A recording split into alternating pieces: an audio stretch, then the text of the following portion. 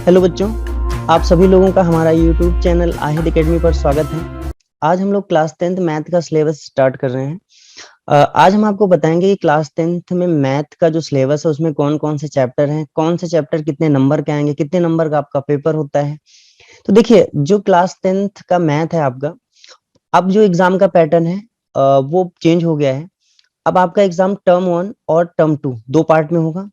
तो term 1 exam क्या है, देखो, जो फर्स्ट हाफ में एग्जाम होता था आप लोगों का, जो फर्स्ट हाफ में एग्जाम होता था जिसे हम लोग हाफ ईयरली कहते थे, एक्चुअल में वो अब टर्म 1 हो गया। उसमें कुछ सिलेबस आएगा और जितना सिलेबस उसमें आ जाएगा वो सेकंड टर्म में नहीं आएगा। सेकंड टर्म का अपना एक सिलेबस होगा और फर्स्ट टर्म का अपना होगा। देखो, जो टर्म 1 का पैटर्न है एग्जाम का वो क्या है, इसमें टोटल जो पेपर होगा आपका वो 50 मार्क्स का होगा, यानी 40 प्लस 10 और टोटल ये 50, टोटल 50 मार्क्स का होगा। जिसमें से ये 40 मार्क्स जो है, 40 मार्क्स ये तो आपका पेपर होगा और 10 मार्क्स जो है ये इंटरनल होगा, जो टीचर के हाथ में होता है। ये इंटरनल असेसमेंट का है, यानी 10 नंबर जो है वो टीचर आपको प्रोवाइड करता है, जिसमें क्लास बिहेवियर हो गया, असाइनमेंट हो गया, अटेंडेंस हो गई आपकी, इस तरह के नंबर्स होते हैं तो टीचर इसे 10 में से आपको प्रोवाइड करता है। और जो आपका पेपर होगा वो पेपर वो होगा 40 मार्क्स का। तो टोटल ये 40 मार्क्स का पेपर होता है। अच्छा, ये पेपर जो होगा वो 40 मार्क्स का होगा और इसमें जो क्वेश्चंस आएंगे वो सारे एमसीक्यू टाइप के होंगे। एमसीक्यूज मतलब मल्टीपल चॉइस क्वेश्चंस होंगे, यानी सारे ऑब्जेक्टिव होंगे।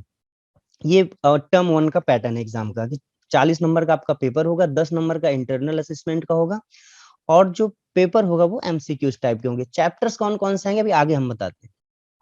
टर्म 2 का पैटर्न क्या है, इसमें आपका जो टोटल मार्क्स है इसमें भी वो 50 का ही है, जिसमें 40 प्लस 10 और ये आपका 50, टोटल 50 मार्क्स का होगा। जिसमें से पेपर जो होगा आपका वो 40 मार्क्स का होगा। 10 मार्क्स यहाँ पे भी जो है वो इंटरनल असेसमेंट का होगा, जो टीचर प्रोवाइड करता है। अच्छा, और इसमें बेटा जो पेपर होगा वो सब्जेक्टिव होगा, इसमें पेपर हमारा सब्जेक्टिव होगा, ये होता है। और मैं इसमें बता दूं कि जो क्वेश्चंस के पैटर्न्स होंगे, जैसे इसमें सारे तो एमसीक्यूज होंगे, सारे ऑप्शनल होंगे। सब्जेक्टिव में क्या होता है, इसमें कुछ शॉर्ट आंसर्स टाइप के होंगे। ऐसे मैं शॉर्टकट में लिख दे रहा हूँ, आप समझ जाना ये क्या लिखा है, शॉर्ट आंसर टाइप। देखो, शॉर्ट आंसर में क्या होता है, 2 नंबर वाले क्वेश्चंस आते हैं, 2 नंबर के क्वेश्चंस आते हैं, 2 मार्क्स के क्वेश्चन आते हैं और ऐसे क्वेश्चंस होंगे 6 क्वेश्चंस। यानी जो शॉर्ट टाइप आंसर्स होंगे, यानी 2 नंबर वाले जो क्वेश्चन होंगे वो 6 क्वेश्चंस होंगे। और शॉर्ट टाइप आंसर का एक और होता है जो 3 मार्क्स का आएगा। ऐसे होंगे 4 क्वेश्चन, मतलब हम ये कह सकते हैं कि 2 नंबर वाले 6 क्वेश्चन आएंगे, 3 नंबर वाले 4 क्वेश्चन आएंगे और एक लॉन्ग आंसर होगा, लॉन्ग आंसर टाइप, जो 4 मार्क्स का होगा। और ये जो 4 मार्क्स का है ये आपका 2 क्वेश्चंस आएंगे इससे, ये हो गया आपका। और बेटा यहाँ पे केस स्टडी के भी क्वेश्चंस आते हैं, केस स्टडी के भी क्वेश्चन आएंगे। तो जो केस स्टडी के क्वेश्चंस आएंगे उसमें से क्या होगा कि ये 4 मार्क्स का होगा और इसके भी 2 क्वेश्चंस आएंगे।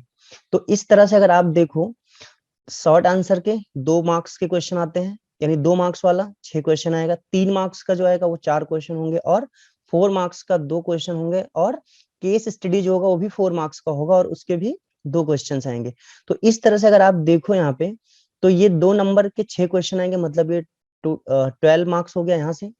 और यहाँ से अगर हम देखें तो 3 मार्क्स के 4 क्वेश्चन आएंगे तो 12 मार्क्स यहाँ से भी हो गया। और 4 मार्क्स के 2 क्वेश्चन आएंगे, मतलब यहाँ से 8 मार्क्स हो गया। और यहाँ से भी कितना हो जाएगा हमारा, 8 मार्क्स हो जाएगा कि 4 नंबर के 2 क्वेश्चन आएंगे जो केस स्टडी होंगे। तो अगर आप इन सब का टोटल करोगे तो देखो, टोटल करने पे क्या आ रहा है, 24 और 8 32 और 8 40, यानी ये टोटल आपका 40 मार्क्स का पेपर बन गया। तो जिसमें से याद रखना, 2 नंबर वाले 6 क्वेश्चन आएंगे, 3 नंबर वाले 4 क्वेश्चन आएंगे और 4 मार्क्स वाले 2 क्वेश्चन आएंगे जो लॉन्ग आंसर टाइप्स होंगे। और केस स्टडी के भी 2 क्वेश्चन आएंगे, जो एक क्वेश्चन 4 नंबर का होगा, यानी टोटल 8 मार्क्स का केस स्टडी आएगा। तो इसके बाद हम आपको चैप्टर्स के बारे में बताएंगे कि कौन कौन सा चैप्टर टर्म 1 में आ रहा है और कौन कौन सा चैप्टर टर्म 2 में आ रहा है। तो आप इसका स्क्रीनशॉट ले सकते हो या नोट करना चाहो तो नोट कर लो, फिर आगे हम कंटिन्यू करते हैं। तो आइए हम लोग देखते हैं कि कौन कौन से चैप्टर्स हैं जो टर्म 1 में आ रहे हैं और वो कौन कौन से चैप्टर्स हैं जो टर्म्स 2 में आ रहे हैं। तो वो टर्म 1 में जो चैप्टर आएगा आपका, वो चैप्टर नंबर 1 है, एनसीईआरटी से है ये सारे chapters. Chapter number 1 real number, chapter number 2 polynomial, chapter number 3 pair of linear equation in two variables, chapter number 6 triangle, chapter number 7 coordinate geometry, chapter number 8 trigonometry, और chapter number 12 है area related to circle, और chapter number 15 probability. यानी ये हो गए आपके 3, 3, 6 और 2, 8, यानी 8 चैप्टर ये हैं जो टर्म 1 में आएंगे, जो एमसीक्यूज टाइप होंगे यानी ऑब्जेक्टिव होंगे। और टर्म 2 के जो सिलेबस है बेटा, उसमें क्या है कि चैप्टर नंबर 4 क्वाड्रेटिक इक्वेशन ये आएगा, चैप्टर नंबर 5 अर्थमेटिक प्रोग्रेशन ये आएगा, chapter number 9 some application of trigonometry ये आएगा, जिसे हम लोग हाइट एंड डिस्टेंस के नाम से जानते हैं। ये हाइट एंड डिस्टेंस के नाम से भी चैप्टर होता है। और चैप्टर नंबर 10 आएगा सर्कल, चैप्टर नंबर 11 है कंस्ट्रक्शन, और chapter number 13 surface area and volume, chapter number 14 statics. तो ये चैप्टर आएंगे टर्म्स 2 में। ये सारे सब्जेक्टिव होंगे, ये सब्जेक्टिव होगा, इसमें आपको लिखना पड़ेगा, और ये सब एमसीक्यूज टाइप के हैं जिसमें आपको ऑप्शंस दिए होंगे और उसमें जो सही होगा वो टिक करना होगा। तो ये हमारा पैटर्न है। तो आज से हम लोग स्टार्ट कर रहे हैं। तो हम ऐसा करते हैं कि जो टर्म 2 का सिलेबस है पहले वो मैं कवर करा देता हूँ, क्योंकि अभी जो एग्जाम होने वाले हैं, जिस टाइम मैं वीडियो बना रहा हूँ, जो इस समय टाइम चल रहा है, जो नेक्स्ट एग्जाम होने वाला है वो टर्म 2 का होने वाला है। तो मैं पहले सेकेंड टर्म का सिलेबस कवर करा देता हूँ, उसके बाद फर्स्ट टर्म का सिलेबस कवर करा दूंगा।